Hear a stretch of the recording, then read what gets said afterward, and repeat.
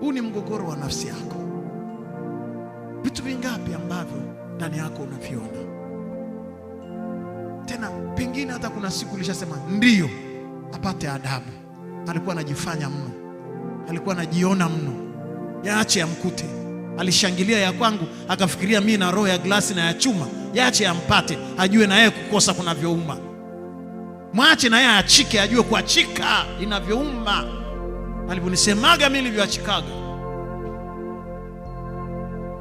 Pengine umesema mwache ajue na yeye mtoto kuzalia nyumbani inavyouma, kama shangazi yake alivyonisema mimi, nilisema. Mwanangu alipozalia nyumbani, firstborn wangu, shangazi yake alikuwa kila mtaa.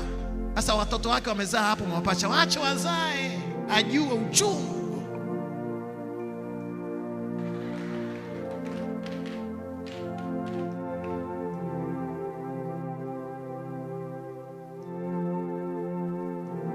Tulikwenda kuzika siku moja.